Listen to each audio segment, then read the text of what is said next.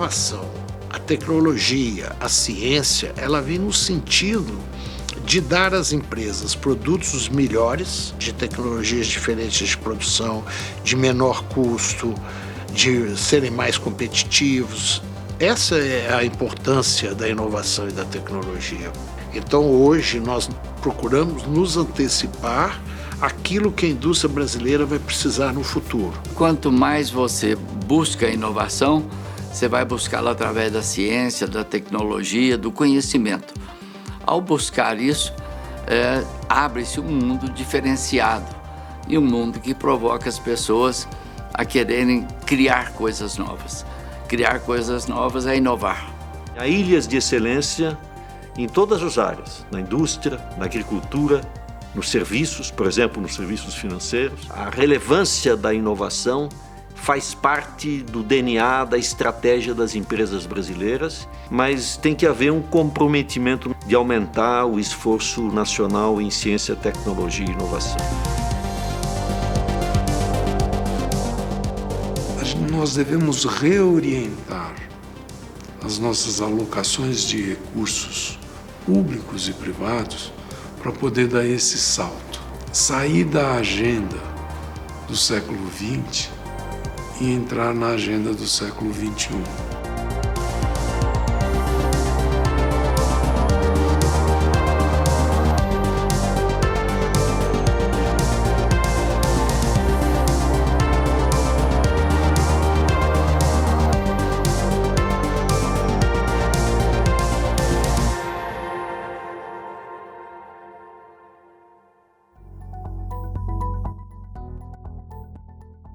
O Brasil tem dimensões colossais, com paisagens e um povo em que a diversidade é uma marca. O maior país do Hemisfério Sul tem uma economia diversificada, a capacidade de atender a demanda por alimentos do planeta e é também destaque na área de ciência e inovação. Nos últimos anos, o país construiu, por exemplo, o segundo acelerador de partículas de quarta geração do mundo. O Sirius é a primeira instalação do seu gênero em todo o Hemisfério Sul e vai apoiar o desenvolvimento de inovações capazes de revolucionarem a indústria e a ciência como um todo.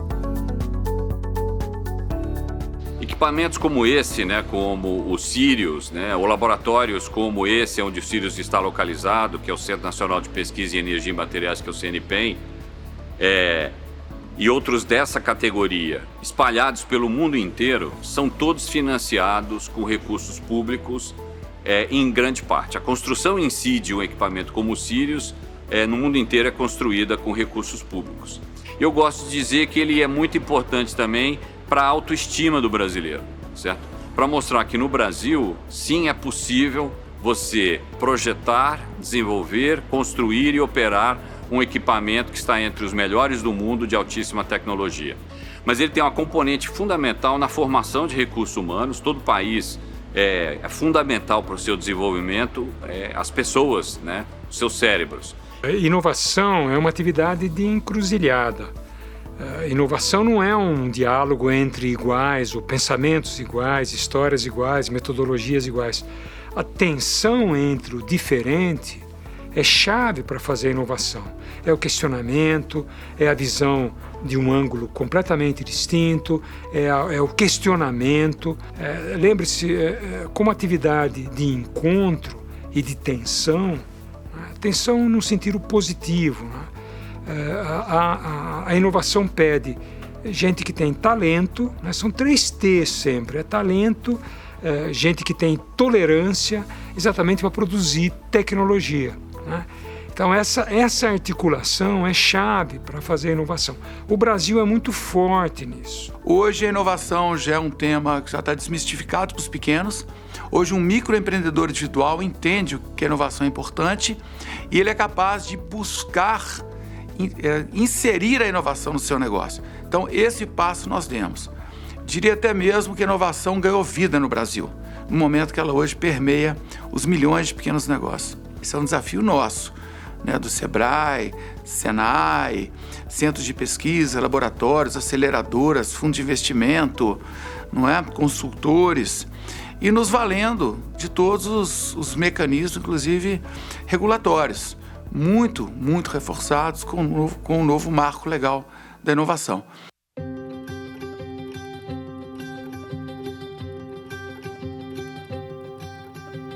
Para entender um pouco mais como se estrutura a pesquisa e inovação brasileiras, precisamos entender as bases em que ela se sustenta, e a iniciativa privada tem um papel importante neste processo. No Brasil, existem centros dedicados à pesquisa e desenvolvimento de soluções tecnológicas para empresas. Desde 2013, os Institutos SENAI de Inovação fazem a ponte entre a academia e as demandas da iniciativa privada. Seu foco é a pesquisa aplicada e o emprego do conhecimento de forma prática, no desenvolvimento de novos produtos e soluções customizadas para as empresas ou de ideias que geram oportunidades de negócios.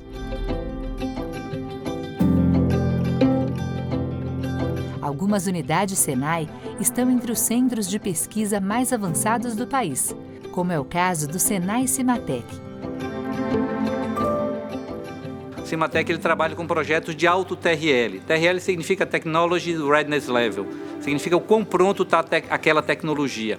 E a gente desenvolve projetos com TRLs que vão de 3 a 4, que você está desenvolvendo a tecnologia, até o TRL 9, que significa que aquele produto foi para o mercado. Então, esse eu diria que é o principal diferencial em relação à pesquisa mais acadêmica. Atualmente a gente está rodando 90 projetos de pesquisa em paralelo. A gente tem projetos estruturando o Cimatec para melhor dar o suporte para a indústria. Por exemplo, a extensão do centro universitário, conectando ainda mais com projetos de maior dificuldade que a indústria tem, que muitas vezes vai resolver isso fora, a gente traz para cá. A gente opera aqui centros de supercomputação. São 5 supercomputadores operando e resolvendo problemas para os diversos setores industriais. Inovação e sustentabilidade são 2 conceitos cada vez mais próximos. No Rio de Janeiro, o Centro de Tecnologia da Indústria Química e Têxtil, aliado a empresas privadas, trabalha no desenvolvimento de tecnologias com o que há de mais moderno neste setor. O projeto de pesquisa no Senai CETIC, em geral, nasce por uma demanda das empresas instaladas no Brasil. A partir dessa demanda, nós tentamos construir as competências de conhecimento e infraestrutura necessários para atender aquela demanda e desenhamos todos os passos que precisam ser dados até chegar ao objetivo colocado pela ponta, que no caso são indústrias.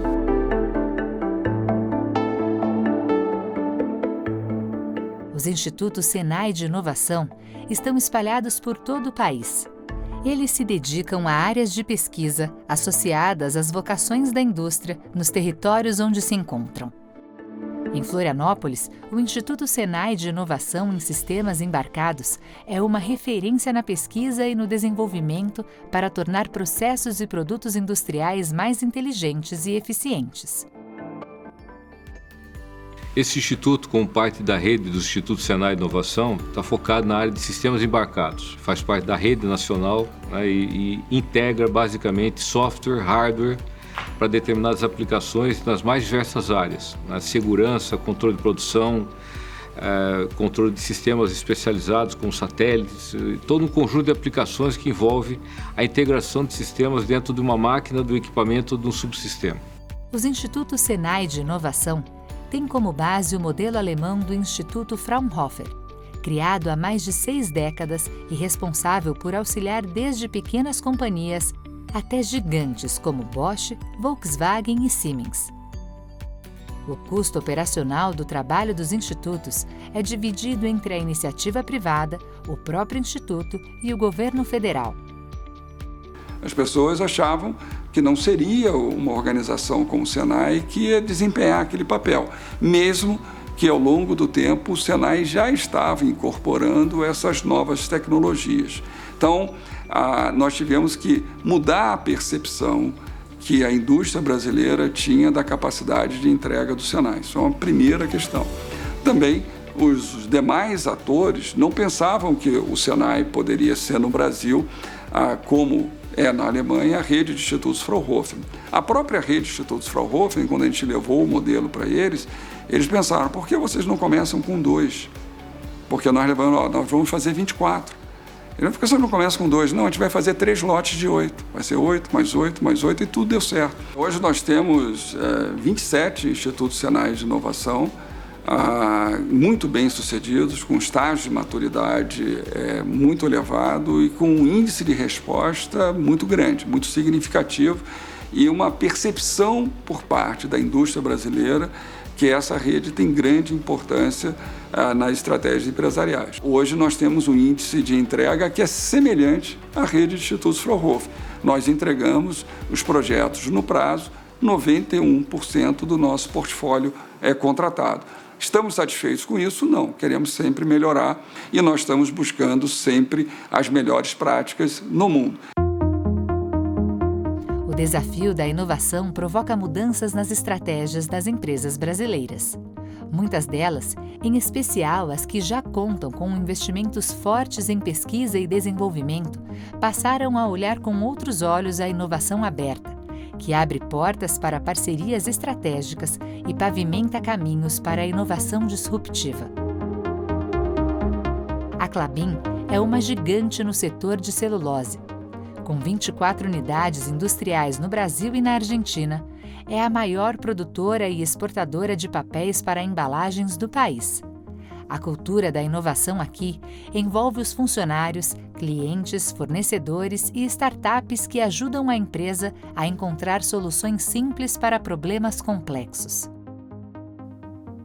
A Klabin iniciou um programa de inovação aberta buscando desenvolver oportunidades de ampliar a sua rede e a sua gama de esforços de trabalho, envolvendo principalmente aí startups, envolvendo a academia, a universidade. Isso nos trouxe oportunidades de lançar ao mercado diversos desafios em problemas que nós não tínhamos gente suficiente dentro da Klabin para desenvolver. Nós trabalhamos já com mais de 100 startups avaliando os seus projetos através dos nossos Pitch Days. O principal trabalho hoje, eu acho que é um programa de longo prazo das instituições e do governo brasileiro, junto com as áreas industriais e as áreas agrícolas, buscando programas de longo prazo, um comprometimento com constante reinvestimento nas questões de pesquisa e inovação no Brasil. Centenas de milhões de reais aplicados em pesquisa e desenvolvimento e mais de 1.000 colaboradores dedicados exclusivamente à inovação. Com fábricas em 12 países e faturamento próximo dos 18 bilhões de reais, a empresa produz mais de 16 milhões de motores elétricos por ano. Criada nos anos 60, a WEG é hoje uma referência em inovação de classe mundial. Mas apesar da estrutura gigante, a empresa tem cada vez maior interesse no trabalho desenvolvido por startups. Ela incentiva pequenos empreendedores a apresentarem novas soluções para velhos problemas e tem obtido sucesso nisso. A gente investe muito fortemente para ter um P&D interno, uma capacidade técnica de resolução e de otimização tecnológica grande, mas nós entendemos que relacionamentos com universidades, com startups e centros de pesquisa oxigenam a corporação, trazem novas ideias, nos desafiam a pensar diferente. As startups têm uma velocidade muito alta na validação dos conceitos, na validação de novos negócios, então isso nos ajuda a testar rapidamente algumas ideias e com isso a gente traz isso de novo para dentro da empresa e acelera essas ideias. Nos últimos anos, a empresa tem comprado ou se associado a startups que podem se transformar em líderes nos seus setores. É o caso da PPI Multitask, uma empresa que desenvolve soluções para a automação da coleta de dados e monitoramento online do chão de fábrica. Em 2019, a WEG comprou 51% da empresa.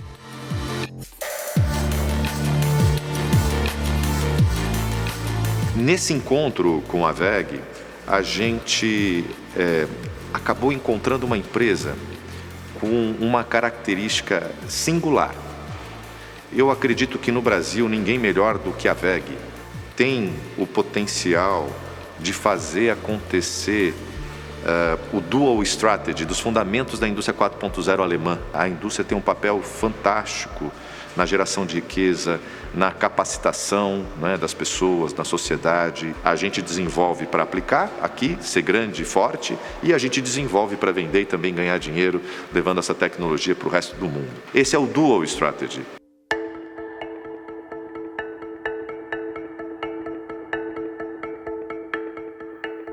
Uma pesquisa da CNI mostra que 1 a cada 3 empresários acredita que a indústria brasileira precisa dar um salto de inovação nos próximos 5 anos para garantir a sustentabilidade dos negócios em curto e longo prazos. As startups já demonstraram sua capacidade de inovar no país. Nos últimos anos, o Brasil viu surgir mais de uma dezena de unicórnios, o que colocou o país na lista dos 10 destinos do mundo com maior número de startups avaliadas em mais de $1 bilhão. Mas como obter resultados tão bons quanto os das startups para as empresas tradicionais? A fórmula ultrapassa as barreiras da estratégia corporativa e da cultura interna de inovação e passa por uma combinação de mais investimentos e desburocratização com uma legislação adequada aos novos tempos. No Global Innovation Index, o Brasil hoje ocupa a 62ª posição em 131 países.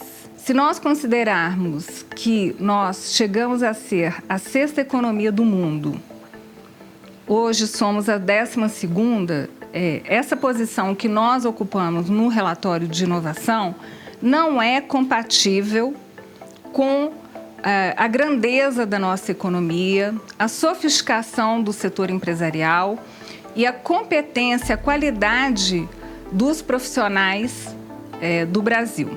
Nós trabalhamos para que a ciência, tecnologia e inovação seja uma prioridade para o país. Hoje, essa área não é considerada investimento. É considerado gasto. E aí, quando a gente compara com os países que são mais inovadores e que são mais desenvolvidos, existe essa diferença, porque a área de ciência, tecnologia e inovação ela é central para a promoção do desenvolvimento dos países. Hoje, as políticas industriais modernas, elas centralizam na inovação, exatamente com o entendimento que ela é o grande vetor do desenvolvimento dos países. Nós precisamos dar prioridade a essa área no país. E, para isso, é preciso, né, que o governo, de fato, produza políticas públicas nessa linha. Falando em investimento, a Financiadora de Estudos e Projetos é uma empresa pública brasileira de fomento à ciência, tecnologia e inovação. Ela trabalha com empresas, universidades e instituições de ciência e tecnologia públicas e privadas. A FINEP financia desde a pesquisa básica até a preparação do produto para o mercado. A FINEP, ao longo dos seus 54 anos de existência, tem financiado de forma não reembolsável praticamente a totalidade das universidades públicas do país. As infraestruturas, as principais infraestruturas de instituições científico-tecnológicas contaram com o financiamento da FINEP. É muito importante destacar que essa conexão entre a academia, que gera conhecimento, que desenvolve pesquisas, e a indústria, que normalmente conhece a necessidade do mercado, necessidade da sociedade. E aí, quando nós estamos falando, assim, às vezes, do modelo da tripla hélice, nós temos aqui 2 hélices. E qual é essa terceira hélice? É o governo. E quem faz parte do governo? A FINEP. E aí, nós chegamos a um ponto que foi a votação neste ano, em 2021, da Lei Complementar 177, que impede o contingenciamento do Fundo Nacional de Desenvolvimento Científico e Tecnológico, que é a principal fonte de arrecadação da pesquisa no país. Desde 2012, o BNDES aprova o Programa Senai para a Competitividade Industrial destinado à modernização, expansão e implantação de institutos de tecnologia e inovação e de centros de formação profissional. O banco é um dos principais financiadores da inovação no Brasil.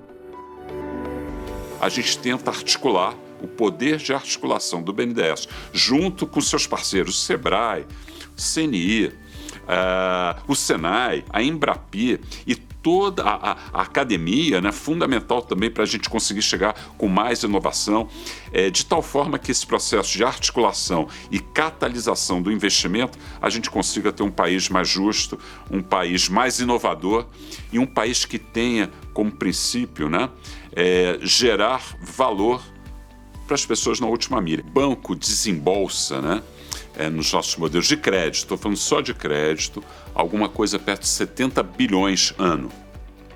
E é super interessante, muita gente conhece o BNDES, ou a maioria conhece o BNDES, como o grande financiador dos grandes projetos. O que é verdade, o que é muito importante para a gente ter essa sustentabilidade da economia brasileira. Mas é mais interessante ainda saber que os 52% desses 70 bilhões são direcionados para o MPMA. A Embrapi é uma organização social e uma inovação em si quando se trata de modelo institucional.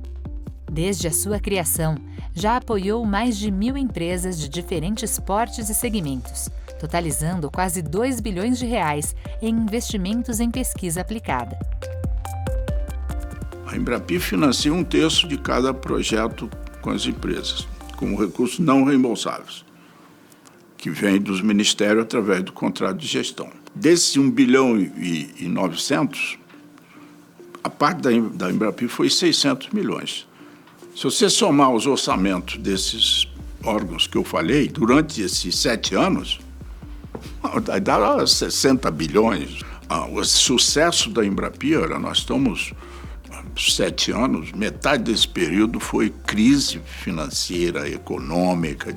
Não tem um dia de trabalho de nenhum projeto atrasado, nenhum. Você vai na área de pesquisa básica, está cheio de atrasos, né?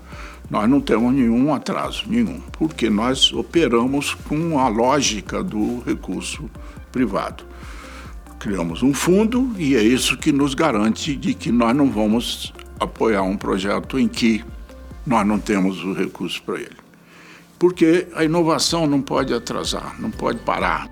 Modelos bem-sucedidos de financiamento à inovação em todo o mundo são sempre ancorados em investimento público, que funciona como alavancador do investimento privado. Nos Estados Unidos, na Europa ou em países de crescimento mais recente, como Israel, Coreia e China, esse é o modelo que se prova eficaz. Porque você não faz ciência e tecnologia com discurso, você faz com recurso. Então, nos últimos 15 anos, para você ter ideia, nosso orçamento só vai diminuindo. Agora que nós conseguimos aprovar um projeto de minha autoria no sentido de proibir o governo de desviar recurso da ciência e tecnologia, ou seja, até o Fundo Nacional de Desenvolvimento Científico e Tecnológico, que é um fundo que é super importante para a infraestrutura da ciência, né, da tecnologia. Agora, precisa de política de Estado, uma coisa que tenha continuidade. Então, cabe ao presidente da República, principalmente, né, que é o grande executor, apresentar para a sociedade um projeto de nação, né, contemplando política de Estado, evidentemente priorizando educação, ciência, tecnologia e inovação. O Brasil só vai avançar com muito investimento em pesquisa e inovação.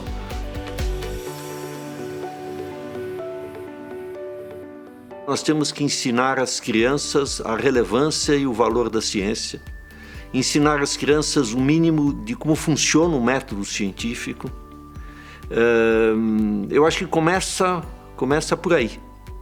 E precisamos melhorar o padrão do trabalho científico no Brasil, que é excelente em um número limitado de áreas, que é um trabalho muito intenso, mas com impacto ainda muito limitado. E isso depende fundamentalmente da formação de recursos humanos e da disponibilidade de recursos governamentais, porque ciência básica e, em grande parte, tecnologia e inovação devem ser financiados pelo Estado. É assim que funciona no mundo todo e no Brasil também. O investimento público em ciência e tecnologia no Brasil é da ordem de 0,6% do PIB. Ele teria que ser pelo menos 3 vezes maior. E não basta ser maior, ele precisa ser também adequadamente orientado. Isso exige uma revolução na área de ciência e tecnologia e inovação no Brasil, que é possível fazer. Mas há a demanda do setor privado, há a demanda da academia, a clareza de visão da economia, mas não há ainda formado um consenso nacional suficientemente forte para que isso passe a constar efetivamente do orçamento público, especialmente federal. A coisa mais importante sobre inovação no Brasil é entender que inovação é parte da agenda econômica. Tanto a inovação no sentido de pesquisa e desenvolvimento na grande empresa, como inovação no sentido de fortalecer as startups, como inovação no sentido de facilitar a difusão de tecnologia já conhecida. Um conjunto importante de grandes empresas brasileiras criou estruturas que acompanham ou financiam startups no Brasil. Muitas delas têm uma inteligência de negócio na área de inovação que ficam olhando o que as startups estão fazendo, o que as pequenas empresas inovativas estão fazendo. Porque isso interessa ao negócio. Ela tem que ver potenciais aliados, parceiros, potenciais empresas que podem ser adquiridas ou potenciais concorrentes. Então, ela precisa acompanhar o que acontece nesse mundo. E algumas dessas empresas brasileiras têm criado o que a gente chama de corporate venture, que é a estrutura de venture capital das grandes empresas. O SEBRAE é uma entidade privada voltada para o incentivo ao desenvolvimento econômico e competitividade das micro e pequenas empresas. Para eles, a economia criativa, que abrange áreas como consumo, mídias, cultura e tecnologia, é um dos focos da entidade atualmente. Fortalecer redes, valorizar a identidade local e atrair investimentos em novos segmentos de mercado são parte dos programas do SEBRAE que ajudam micro e pequenas empresas a nascerem ou se fortalecerem nestes setores. O SEBRAE atua no fortalecimento de redes empresariais desde a sua origem. É parte do SEBRAE, porque o SEBRAE é um articulador. Mais do que um líder do processo, ele articula e estimula que os próprios empreendedores se tornem protagonistas disso. Estimular uma rede de colaboração, uma rede de empresas, está no DNA do SEBRAE. Ele é, na verdade, a primeira aceleradora de empresas. O SEBRAE, ele é um ajudante de realizador de sonhos, de realização de sonhos. Nesse sentido, nós nos enquadramos bem nesse espírito da inovação. O SEBRAE desenvolveu uma boa metodologia de ensino empreendedor.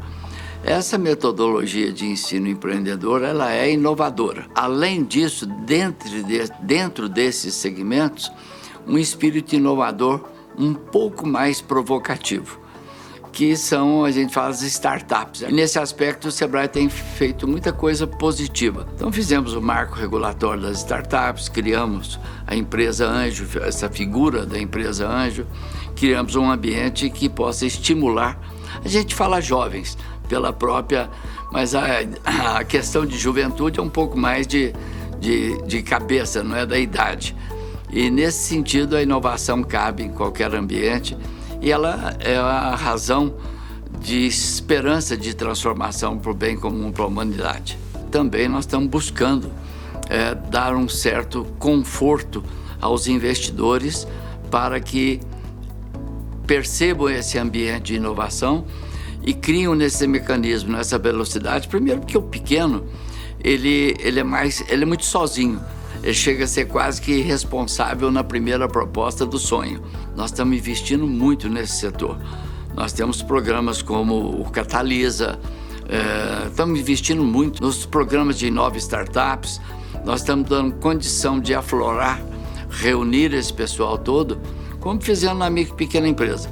Um ambiente onde eles possam chegar, se alistar nesse ambiente E daí para frente a gente faz o processo não só de mentoria, mas de monitoramento nesse ambiente para dar o espaço deles crescerem. O que nós estamos querendo fazer muito nessa nova área é criar um ambiente de novos talentos para a inovação, para a ciência e para a tecnologia.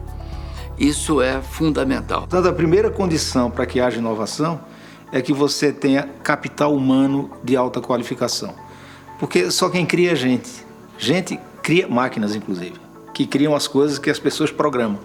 Inclusive, as máquinas que têm inteligência artificial são criadas por pessoas. Só pessoas criam. Conhecimento é gerado todo dia por todo mundo, mas tem um lugar que gera um tipo de conhecimento especial, mais sofisticado, mais avançado, que é a universidade, fruto da pesquisa, que, sendo básico aplicada, avança na fronteira do conhecimento humano. Tem um quê de hippie na componente inovadora. É um quê de ousadia, de rebeldia, é você ir contra o que está posto, é você dizer, não, isso aqui, essa câmera, isso é uma coisa feia, eu vou inventar um outro dispositivo. A liberdade de criar, de você experimentar, de você usar.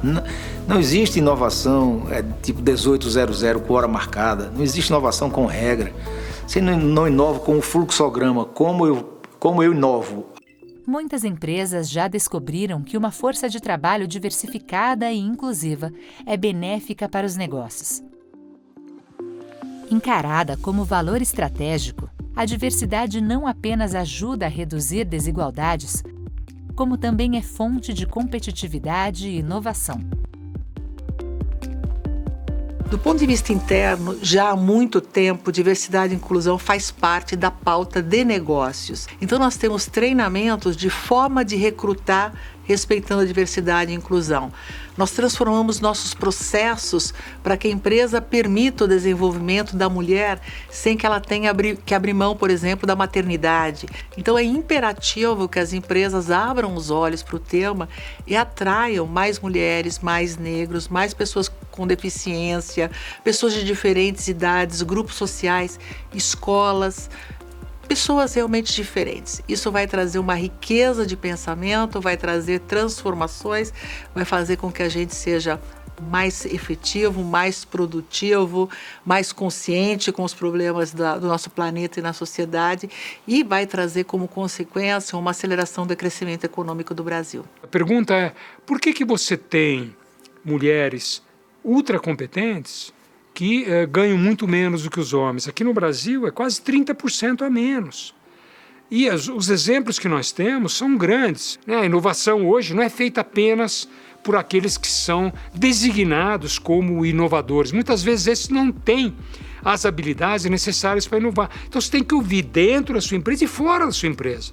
Aquilo que é chamado inovação aberta hoje, você faz com empresas, inclusive concorrentes, né? Você ouve o outro. Por que você ouve o outro dar certo? Porque muitas vezes, se ouvindo o outro, mesmo que de setores diferentes, você consegue pensar caminhos, estratégias distintas daquelas que você está seguindo. Inovação é muito menos equipamento, tecnologia e muito mais estratégia e gente, né? Você precisa ter visão. E isso tem muito a ver com as lideranças.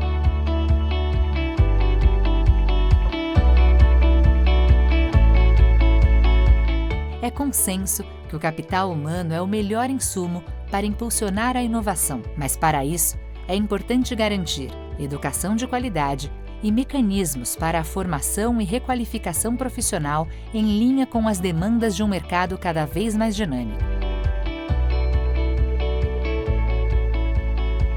Nós temos alguns gargalos no Brasil. O primeiro gargalo é o gargalo de recursos. O Brasil não tem recursos suficientes.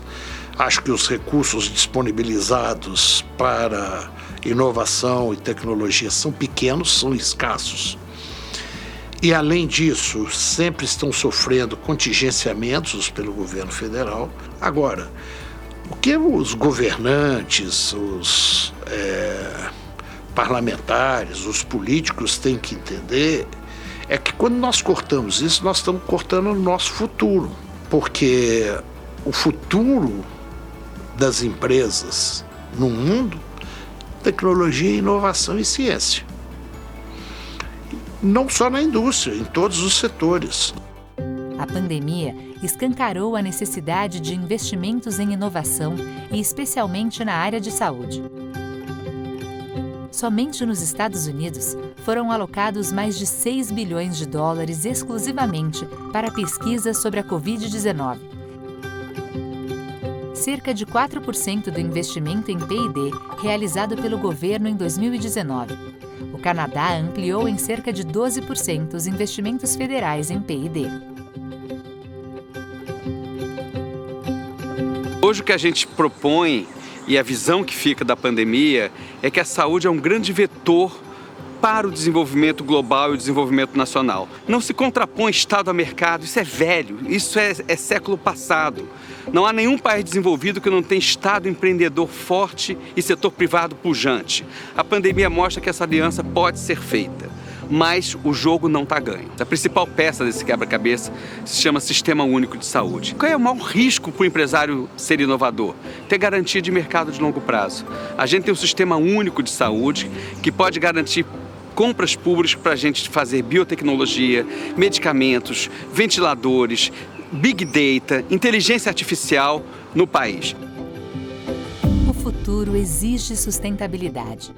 A 50 quilômetros da capital de São Paulo, a pequena cidade de Cajamar abriga o Centro de Pesquisas e Desenvolvimento da Natura, empresa que se destaca por sua ligação com a Amazônia, pela exploração responsável da biodiversidade e por sua cultura de sustentabilidade. Em 2020, a Natura faturou mais de 100 bilhões de reais e está entre as maiores corporações do segmento de cosméticos do mundo. Em 2020, a Natura foi reconhecida como a empresa mais inovadora do Brasil pelo Prêmio Valor Inovação Brasil. Percebemos ao longo do tempo que tínhamos muito a aprender. Mas o que foi fundamental é que, além do estudo científico da biodiversidade brasileira, da força dos seus ingredientes, dos estudos históricos com as comunidades tradicionais, para poder aprender o uso dos ingredientes da floresta, também aprendemos a lidar com comunidades que extraem esses ingredientes de forma sustentável, que são os ribeirinhos, que são as comunidades indígenas.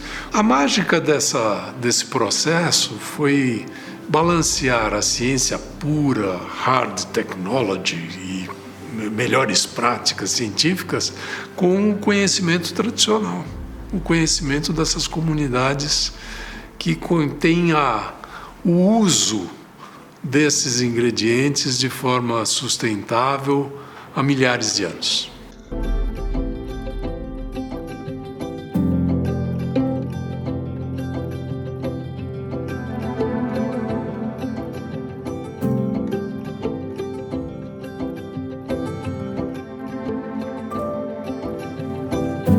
É incrível que muitos e muitas ainda não tenham percebido que esses desafios climáticos, esses desafios globais, são para nós uma oportunidade.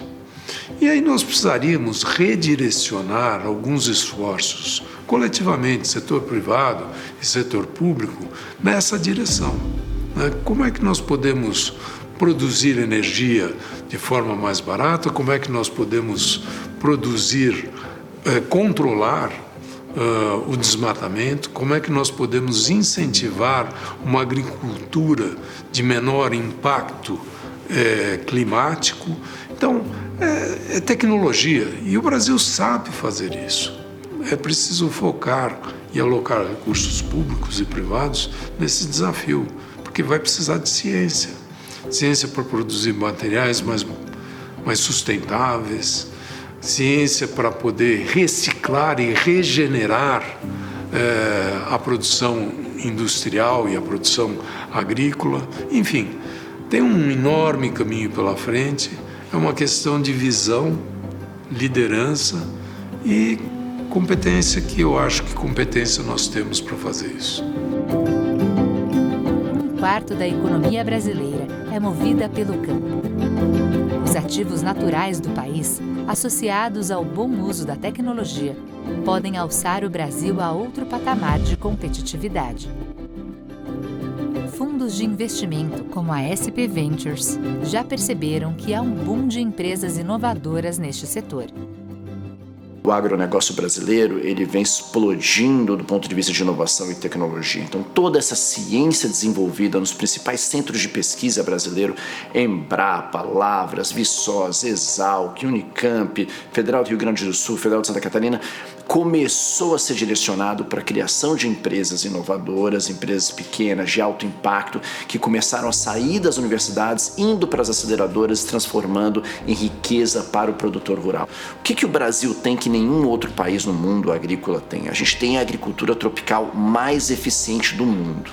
E a agricultura tropical de larga escala, que nem a nossa, ela é muito diferente das outras agriculturas temperadas, né? A gente tem 2, 3 safras por ano, a gente tem um microclima diferente, uma variabilidade de solo diferente, uma extensão territorial, tamanho das fazendas, perfil do capital humano na ponta para adotar e disseminar essa nova tecnologia. Então, o que acontece? O que é desenvolvido aqui, em termos de agricultura tropical, tem uma competitividade muito grande internacionalmente.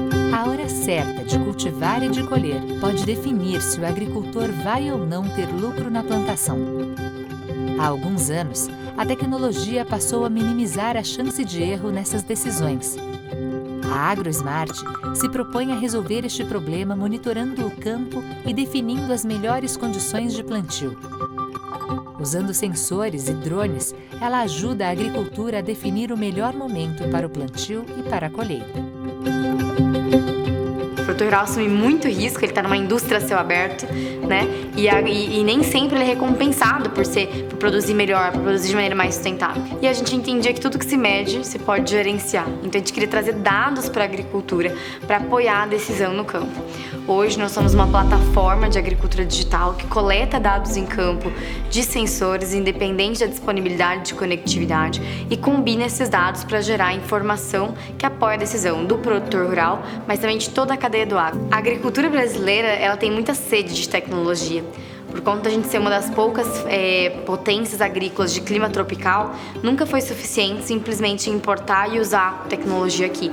E é por isso que a gente desenvolveu o nosso próprio procedimento de pesquisa e desenvolvimento tecnológico.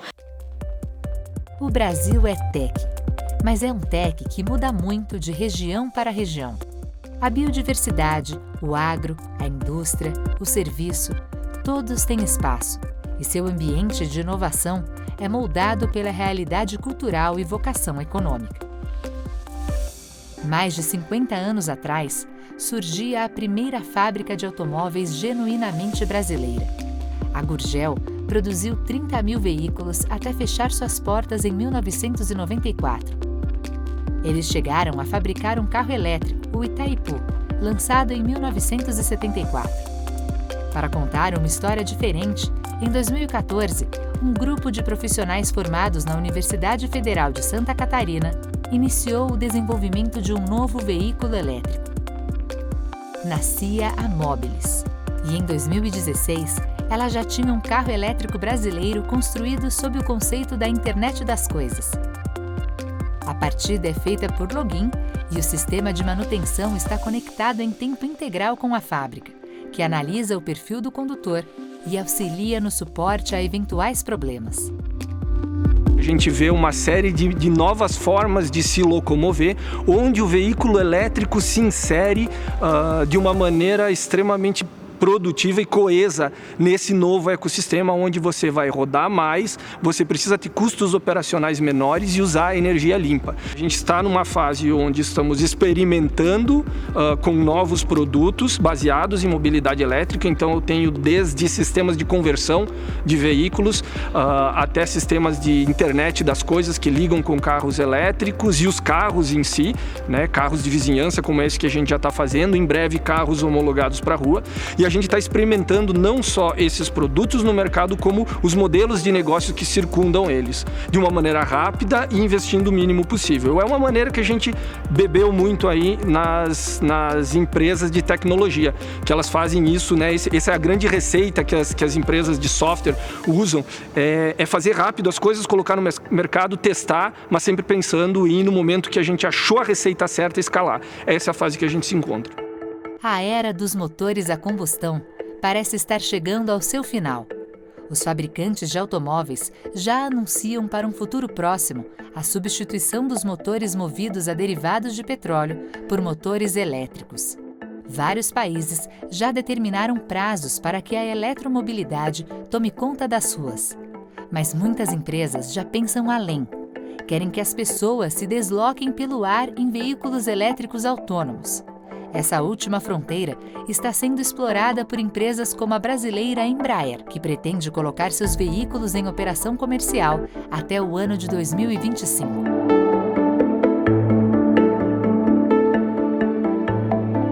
Nós estamos investindo na mobilidade urbana, 100% elétrica, ou seja, zero geração de carbono.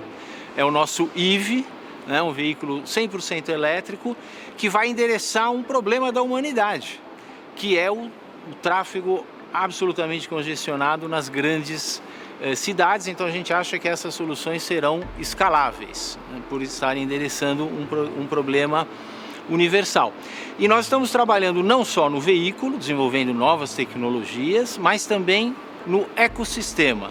Ou seja, o controle do tráfego aéreo dessas novas aeronaves, os vertiportos, que são os locais onde elas serão recarregadas. O nosso veículo deve estar transportando passageiros lá para 2026, 2025, 2026. E realmente é fantástico, né, esse momento que nós estamos vivendo, com tantas tecnologias disruptivas, tantas inovações.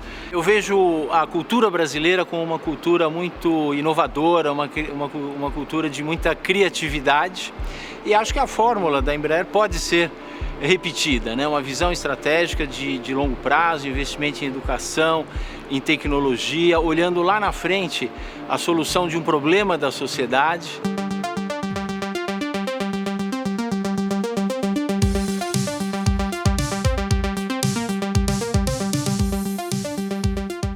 Pequenas e grandes empresas, agro, food, tech.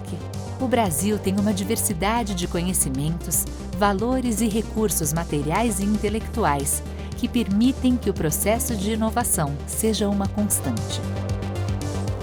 O maior desafio é talvez a gente fazer com que esse sonhador, com que esse investidor, que esse criador entusiasmado com a inovação acredite que o país tem um ambiente bom para ele. Nós criarmos um ambiente de segurança, um ambiente de conforto e um ambiente de apoio. Produtos com melhor tecnologia, com design melhor. E quem pode suprir essa necessidade das empresas é a inovação e a tecnologia. O Brasil tem todas as condições de fazer isso em uma geração. É só ter previsibilidade, é só ter estabilidade, é só ter governos que olham com atenção para a indústria. Se o Brasil se estrutura, se ele olha para o futuro, não fica olhando para o passado, se ele consegue perceber as linhas que conectam ele com aquilo que tem de mais avançado e com aquilo que brilha à nossa frente, o Brasil tem todas as condições de transformar a sua economia e a nossa sociedade exatamente numa sociedade, numa economia mais vibrantes, mais inovadoras. É disso que o Brasil precisa.